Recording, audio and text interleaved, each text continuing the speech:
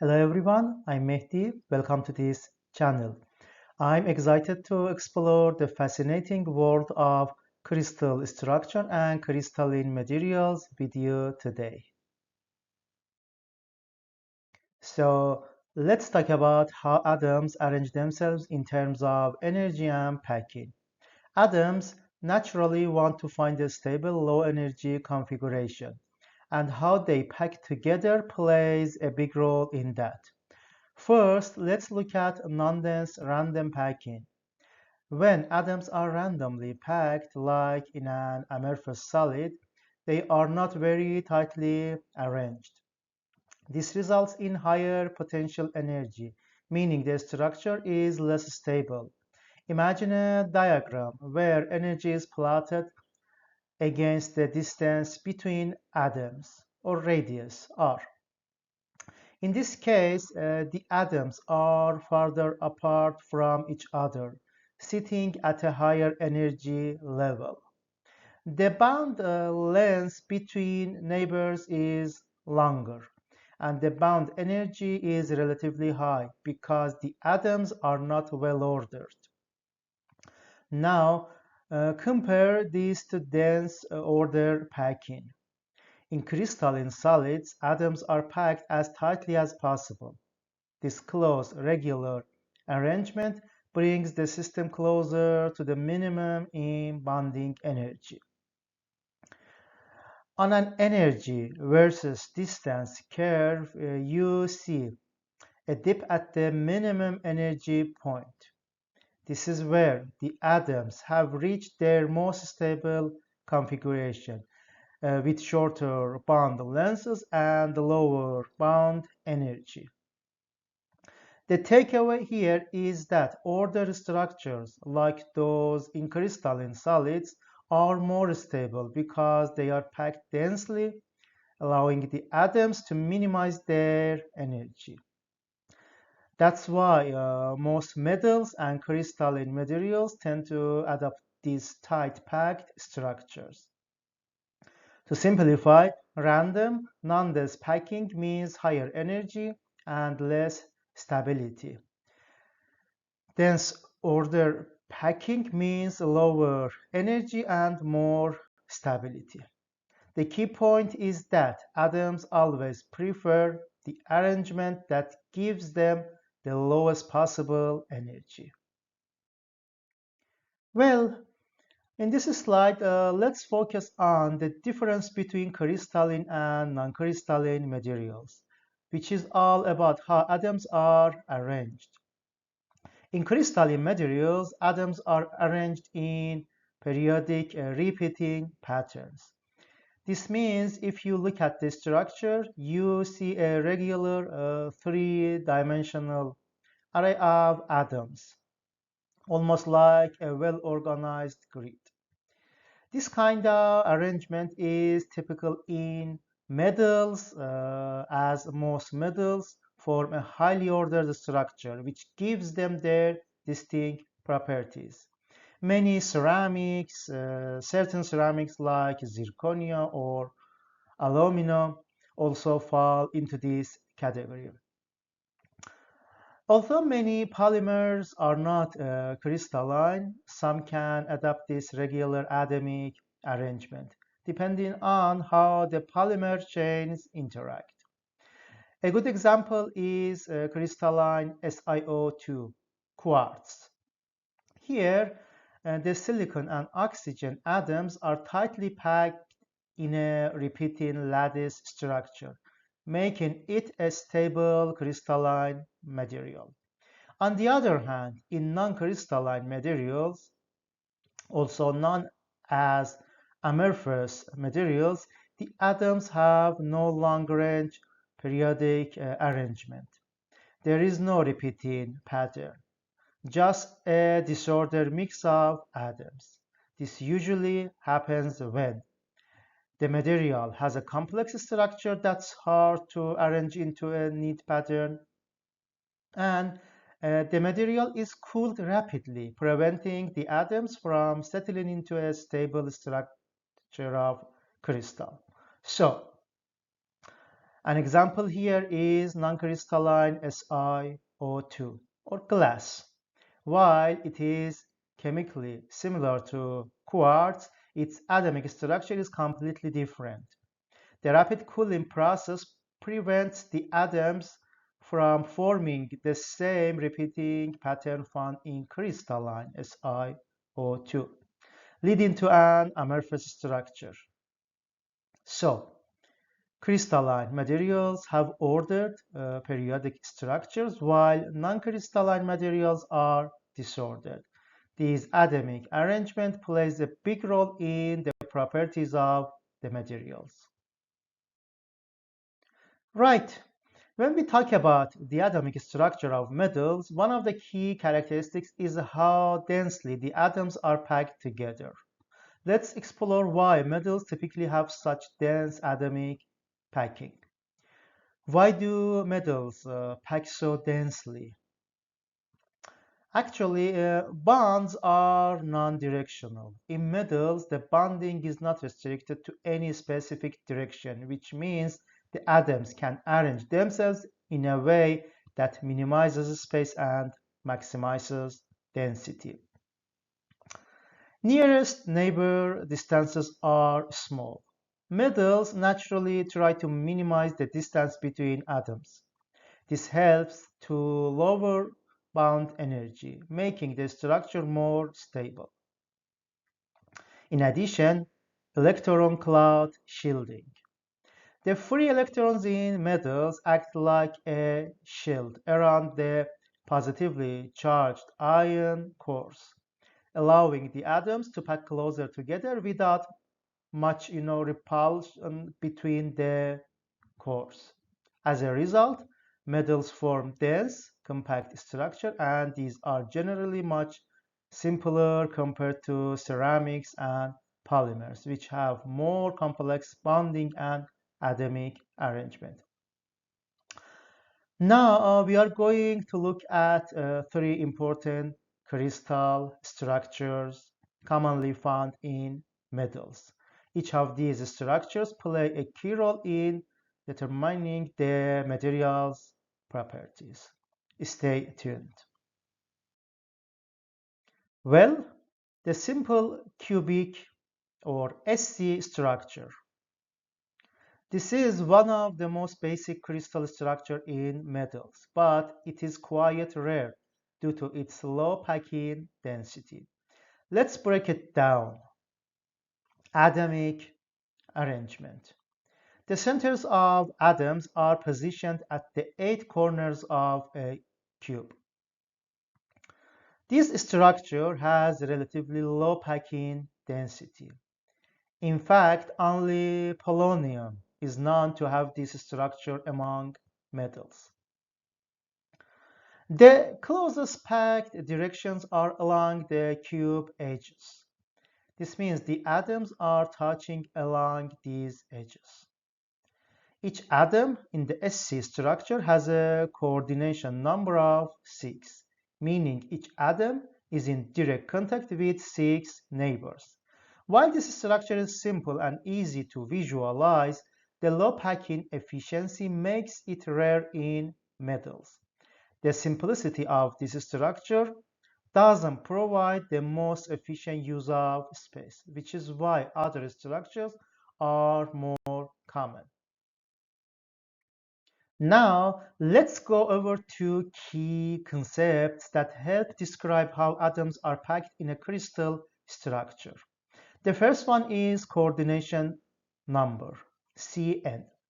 The coordination number refers to the number of nearest neighbors or touching atoms that surround a particular atom in a crystal lattice. For example, in a simple cubic structure, the Cn is 6 because each atom is directly connected to 6 others. The next one is atomic packing factor or APF.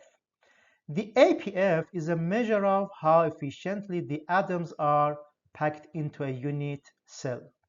It is calculated as the ratio of the volume of atoms in the unit cell, assuming the atoms are hard spheres, to the volume of the unit cell.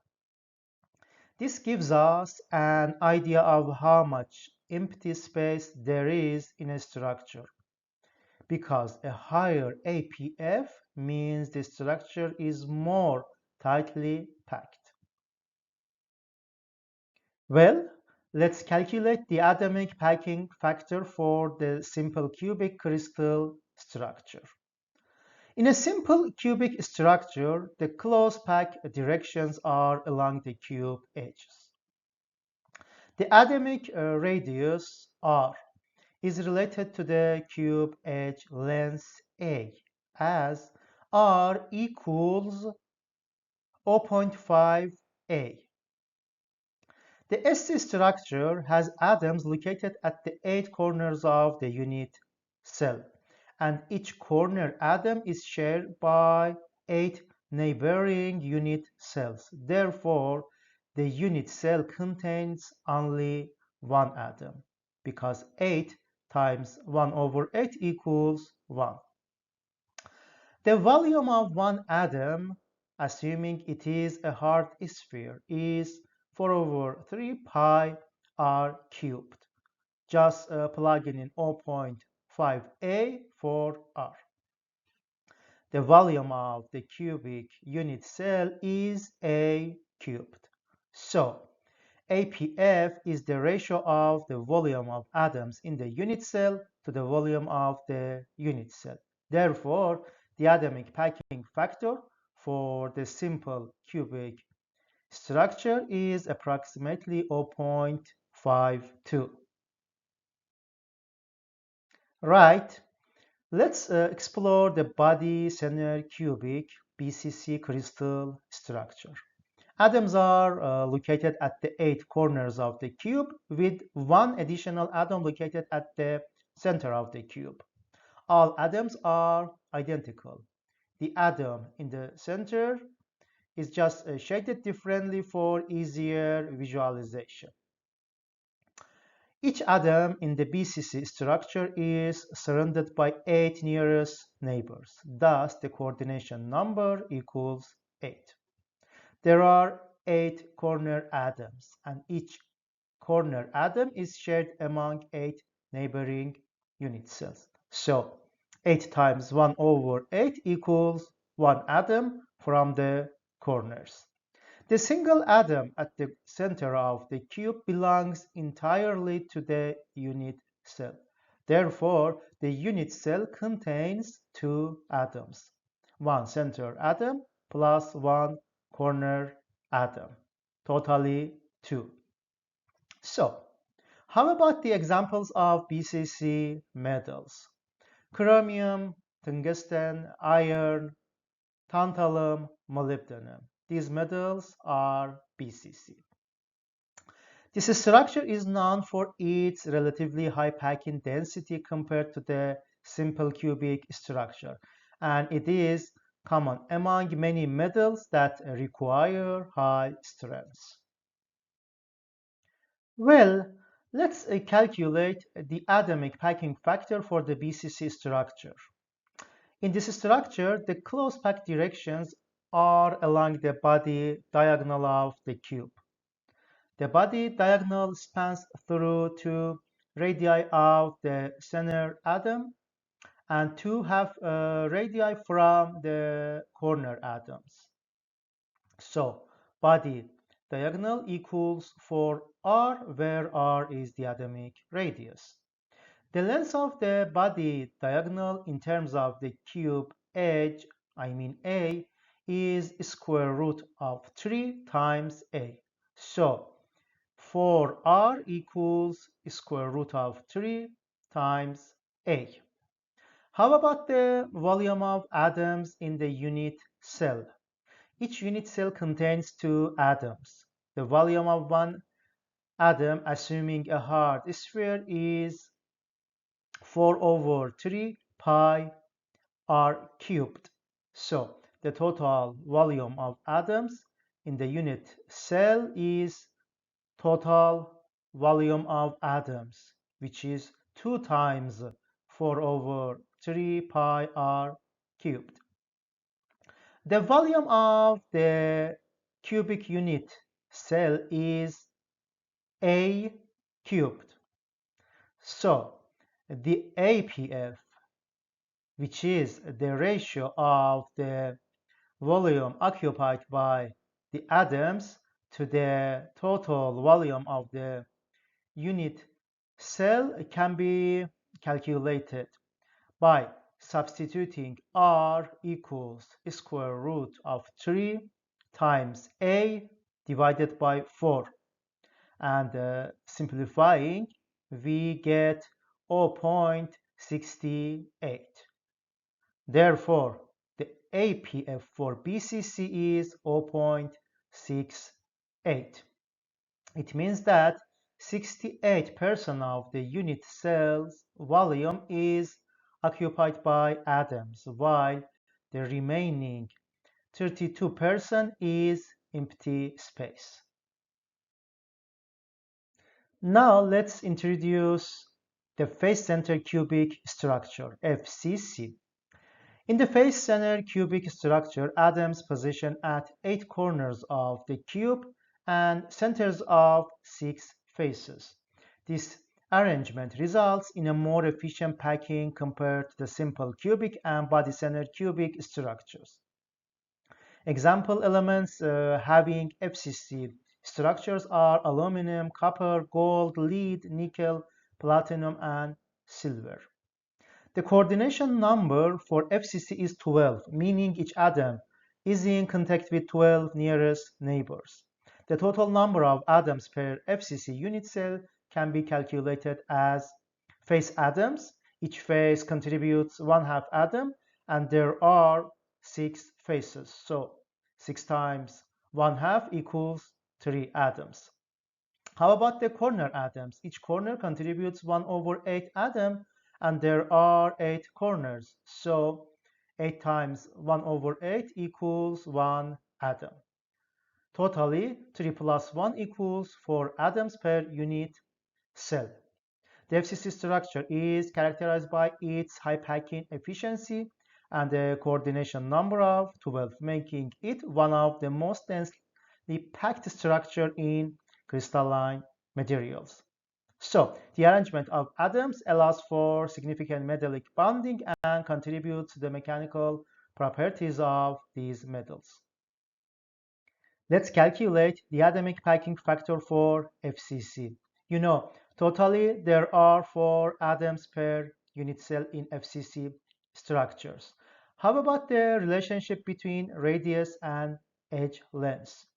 This relationship between the atomic radius R and the edge length A for FCC is this.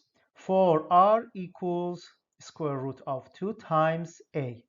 Therefore, R equals radical 2A over 4. So, the FCC structure has a high APF of 0.74, showing efficient packing and contributing to the material's mechanical properties. Well, the FCC structure shows close-packed planes characterized by a specific stacking sequence. The stacking sequence in FCC is ABC, ABC, ABC, showing a repetitive pattern of atom layers. We have A sites, which atoms occupy one plane, B sites, in which atoms occupy the next plane, and C sites, atoms occupy the third plane. This sequence continues in layers, creating a highly efficient packing structure. In a 2D projection of the FCC stacking, the layers appear as follows. Layer A, atoms arranged in one configuration. Layer B, atoms offset to fill the gaps of layer A. And layer C, atoms positioned to fill the gaps created by layer A and B. So, this photo displays A sites represented in green, B sites represented in blue, and C sites represented in orange. This visual helped in understanding the arrangement of atoms across different layers. The ABC stacking sequence contributes to the overall stability and mechanical properties of FCC materials. The close-packed nature of this arrangement increases the ductility and strength of metals such as aluminum, copper, and gold. Now let's explore a little bit different structure. Hexagonal close-packed structure, or simply HCP. So, the hexagonal close-packed structure features a highly efficient atomic arrangement with a specific stacking sequence that maximizes density. The stacking sequence in HCP is AB, AB, AB all the way, indicating a repeated pattern. In layer A, atoms arranged in one configuration, and in layer B, atoms positioned offset from layer A to fill gaps. In a 3D projection, the arrangement appears as this. Top layer A. Atoms are situated in one orientation. In middle layer B, atoms fill the spaces between the top layer, and bottom layer, again A, atoms align similarly to the top layer. In a 2D projection, the visualization includes a top layer A, in which atoms arranged in a hexagonal pattern, and middle layer B, atoms positioned in a staggered arrangement, and bottom layer A, atoms match the arrangement of the top layer. So, coordination number is 12, showing each atom is surrounded by 12 nearest neighbors. Atoms per unit cell is 6. 6 atoms per unit cell. And the atomic packing factor, APF, is 0.74, indicating a high packing efficiency. How about the examples of HCP materials? We can mention cadmium, magnesium, titanium, and zinc. Ideal C over A ratio is 1.633, which defines the relationship between the height and the base of the hexagonal unit cell. Now let's explore the theoretical density for metals. Density, or ρ, is defined as the mass of atoms in unit cell divided by total volume of that unit cell. Mathematically, ρ equals n times A divided by Vc times Na, where n equals number of atoms per unit cell, A is atomic weight, Vc equals volume of unit cell, which is A cubed for cubic structures, and Na is Avogadro's number, which is equal to 6.022 times 10 to the 23 atoms per mole. The theoretical density of metals is essential for understanding their properties and behavior in various applications. It is influenced by the arrangement of atoms within the crystal structure and the atomic weight of the elements involved. Well, let's calculate the theoretical density for chromium as an example. These are given. Chromium has BCC crystal structure. A equals 52 gram per mole. R is 0.125 nanometer. We have 2 atoms per unit cell. And as you know, A equals 4R over square root of 3, and Vc equals A cubed. So just by plugging in these values in the equation, we will get ρ is 7.19 gram per centimeter cubed. How about the actual density? The actual density of chromium is approximately 7.15 gram per centimeter cube. So, which is very close to the theoretical density, indicating that the theoretical model is accurate for chromium.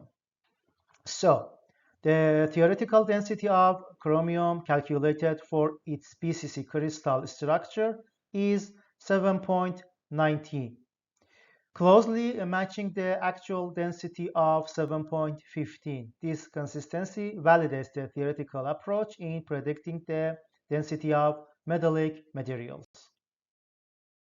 I hope you enjoyed this video. If yes, please like, share, and subscribe for more engaging content in material science and engineering. Your support helps me continue exploring these important topics together. Thank you.